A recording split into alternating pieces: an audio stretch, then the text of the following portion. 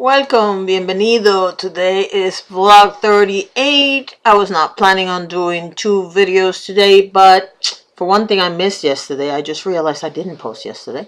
For another one, I found something that was interesting enough that I figured it required its own video, and this is for those of us who are Alzheimer's caregivers. But you know what? It applies to other people that have family members that either have some sort of medical ailment. Well, actually, no, most of them. Well, you'll see. Anyway, the reason why this topic came about is because I belong to a support group for caregivers and family members of Alzheimer's patients. And we were talking about those expressions that people say with the intention of making you feel better, and they don't. Like my favorite one, and this is one that applies to anybody that has ever lost a loved one, is sorry for your loss. First of all, most people that say that don't even know your loved one or anything like that. So how do you know I'm sorry for my loss? And it's just such a, I think it's a trite sentiment, or when somebody says, "Oh, I know how you feel." The hell you do. My relationship with my loved one is not the same as your relationship with your loved one. So how do you know how I feel? You have no clue. So I decided I was going to take some of the more interesting ones I jotted down and tell you what they are and what to say instead.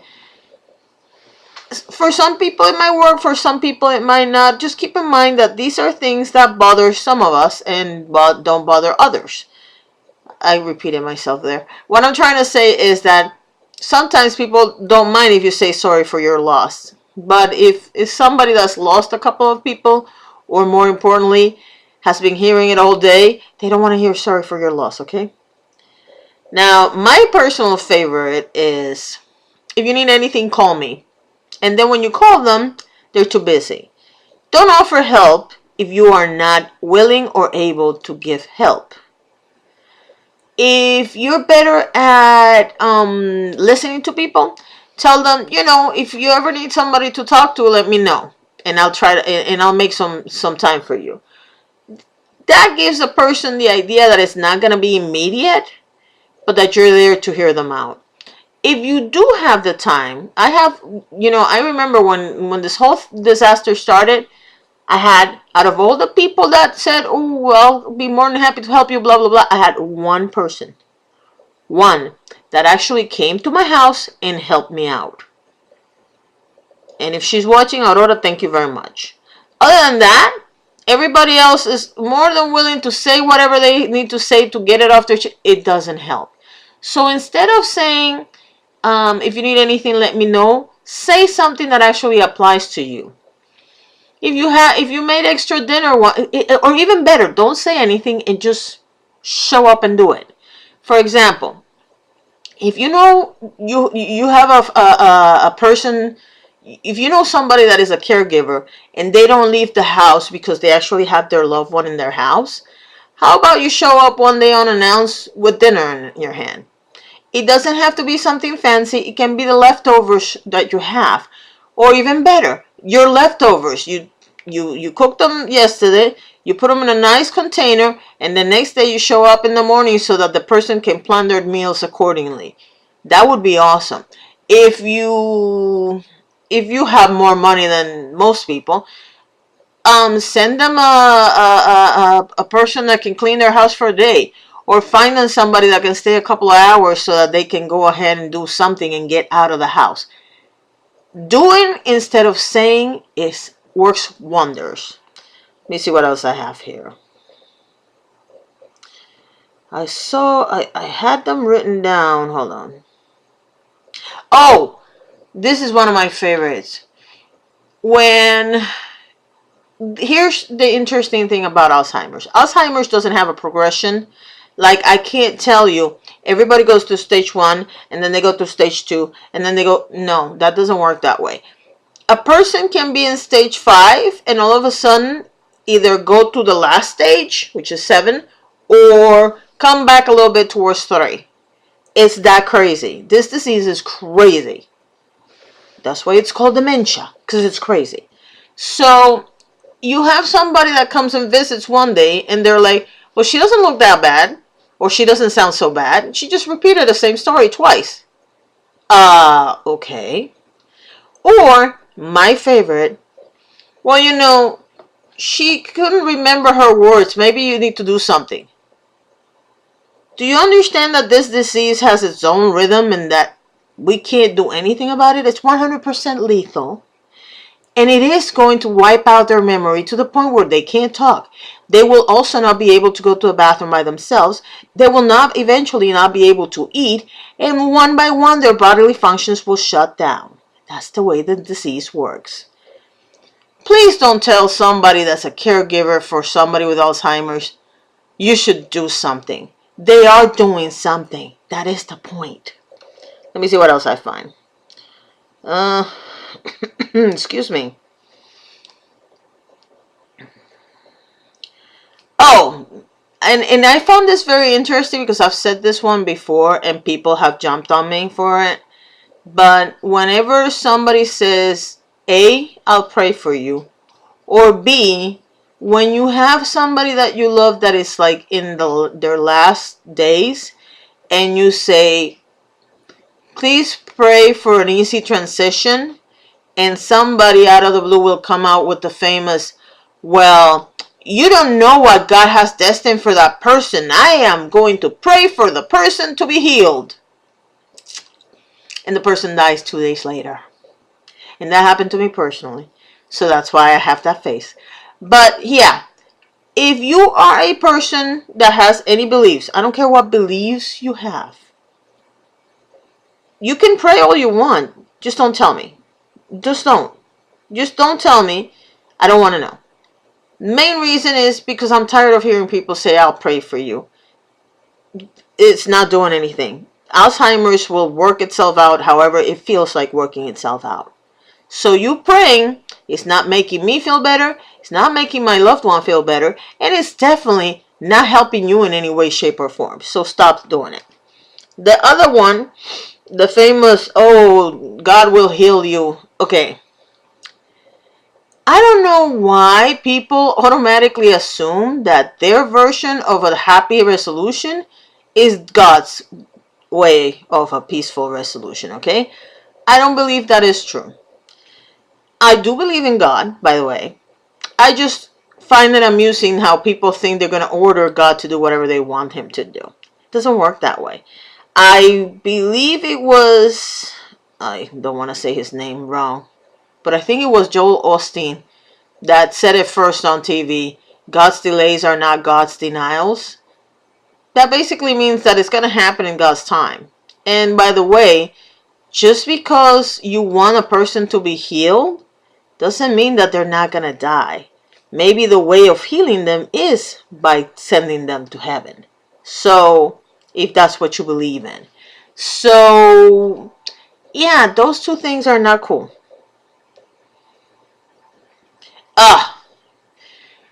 One of the most, and again, I want to repeat this again because I don't want people to get offended. I'm not saying that everybody gets offended by this. I'm saying that enough people get offended that several people in my support group agree with me. Number one. And number two, we know that you mean well. Unfortunately, A, we've heard it a million times, or B, we don't want to hear it, basically. That's what I'm trying to say. I'm trying to be nice. Oh, you're a saint for doing this for your blah, blah, blah. Whatever your loved one is. No, I'm not a saint. I'm not, although I love that my sister calls me Wonder Woman, I am not a superhero on any kind. You know what I am? I am a person who is very grateful for the years that my loved one spent with me. And the love and the devotion and the attention. And the least I can do is the least I can do is return the favor to the best of my ability. Now, it took me a very long time to get there, because at one point my idea was that unless I had them here and I took care of them personally, that was not my best. Well, it turns out that it wasn't. But it took me a very long time to realize that that is exactly the point. Your best means different things to different people. I know people that have spent 15 years with their loved one with Alzheimer's. Through the whole progression, they've taken care of them the entire time. I personally cannot do that. I'm not physically able to. I'm not mentally able to. And to be honest with you, I think it would be more a disservice to my loved one if I did that than if I put them in a place where I know they're being taken care of. The place where this person is right now, they take care of her 24/7. And they make sure that they're, I think there was one infection once and it lasted all of 2 days. That while I had that person here, that person ended up in the hospital 3 times.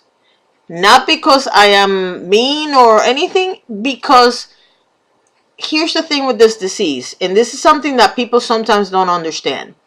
When a person has Alzheimer's, they get to the point where they are the equivalent of a 1.5-year-old child. They have enough vocabulary to say some stuff, but not enough to tell you exactly what's hurting them. That's one thing. The second thing is that they might be in pain, but 5 minutes from now, they'll forget what that pain means. For example, let's say you stub your finger, okay? You hurt your finger, you pinch your finger, okay? And you know it hurts, right? Okay, that pain, that specific pain that we all know when you pinch your finger or when somebody closes a door on your finger, that kind of thing, that kind of pain sends a particular signal to your brain that tells you, oh yeah, I hurt my finger, right? Okay, a person with Alzheimer's might know right now, right this second, that yes, my finger hurts because I pinched it or whatever. 10 minutes from now, that person, that signal that is going to their brain will tell them that they have pain, but instead of telling you that their finger hurts, they'll tell you that their back hurts. Because their brain is no longer capable of distinguishing what body part is the one that's hurting. Which makes it very hard unless you're in the medical field or unless you take care of people like this all day long. For somebody like me that has, before this, had never done anything remotely related to Alzheimer's, knowingly, because I've dealt with people that have Alzheimer's before, I just didn't know what that was. It is very hard for somebody that does not do this for a living to figure out, oh, it's her finger. And therefore, you might have a situation. In my case, for example, we had a situation that until the person didn't start getting sick to their stomach, we didn't know that person was sick, because of course the person was eating normally, the person was doing their necessities normally. At that time, the person could walk by themselves, so they could say, "Oh, I gotta go to the bathroom." We would help them up and escort them to the bathroom. But we had no idea that this person was getting sick, and the person ended up getting really sick to the point where they had an operation. That's how sick they got. So yeah, there's something that you need to understand about people with Alzheimer's. You'll get your reward in heaven. Okay. Again, I don't know why people assume what God is going to do or not do. The only reward that we get in heaven, people, is that we get to rest from the craziness in this world. That's the only reward we get, okay? You don't get a special reward because you were a better person than me. And I don't get a better reward just because I took care of my loved one. That makes no sense whatsoever. So stop saying that.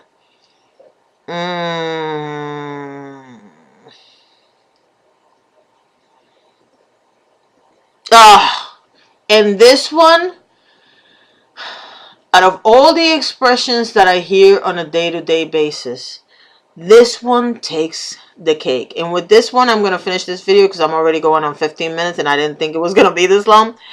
God never gives you more than you can handle. I might do a different video another day to tell you guys what kind of expressions get on people's nerves, especially when you're dealing with Alzheimer's. By the way, it so happens that I've mentioned 3 that have to do with God. That's not, I'm not against God. I don't really particularly care for anybody's particular religion. I do not, I was born and raised Catholic. I am not a practicing Catholic. I don't have a bone to pick with people that have their beliefs, so long as they don't try to put them on me. However, having said all that, and I'm not saying however as a but, I'm just saying that the reality is that if God did not give me more than I can handle, I mean, if God was going to give me no more than I could handle, God would have stopped 2 years ago. Because from my gallbladder to my husband's cancer to my father's death to my loved one's Alzheimer's, I've had 3 years. And the Spanish expression is called no te quitan el guante a la cara. It's like you always have the fist right there. Okay? And I have, and for those of you that don't think that I pray, I do pray. And in fact, my one prayer all the time is, for the love of God, just give me a break. Just give me something that I can say it is going to get better. Because it has been 3 years of absolute torture. And I don't mean just the fact that I've lost my dad, that we have the loved one with Alzheimer's, that we've had cancer situations and health situations. And it's been everything. Financially, this has been a ridiculous. I thought losing my house back in Puerto Rico was the worst thing that had ever happened to me. No, the financial situation right now is worse.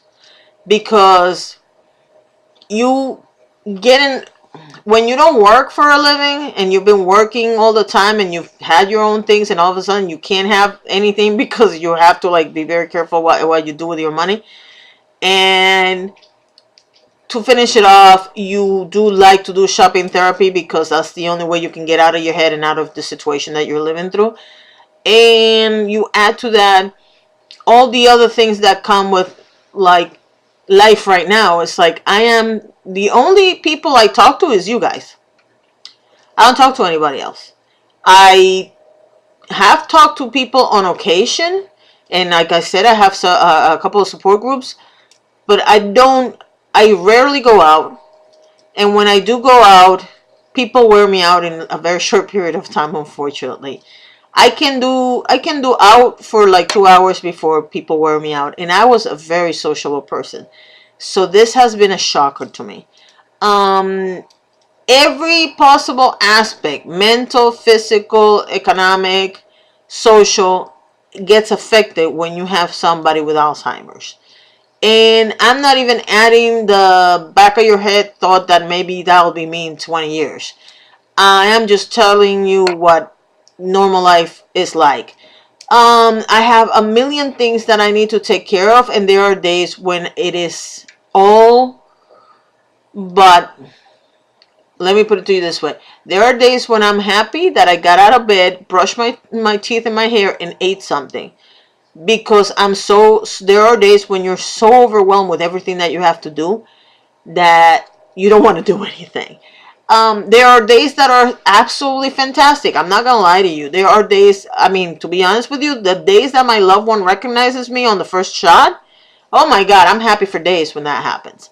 So it's not that everything is horrible. And I've been fortunate enough that my loved one has a very good sense of humor, even through the Alzheimer's.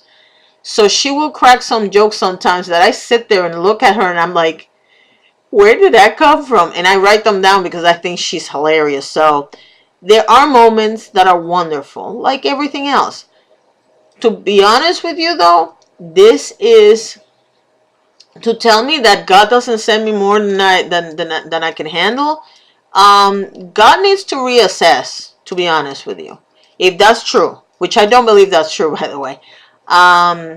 I believe just sometimes things happen and they just turn out to be all together at the same time. So it has nothing to do with God. It has to do with free will of humans. We don't take very good care of ourselves.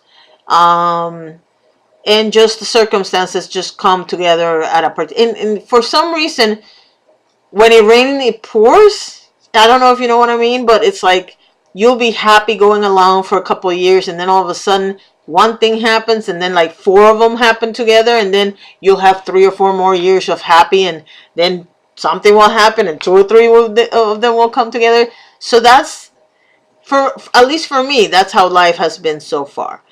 The difference this time around is that even though I've had some days when I really, and actually it's physically, because I get pain, and some days it's very hard to get out of bed, I refuse to stay down. That is my only saving grace. I was born very stubborn. I've been stubborn all my life, and in fact, in a hospital once, somebody made a mistake and they almost killed me, and I still got up, and I was a little baby when that happened. I was like 5 or something like that.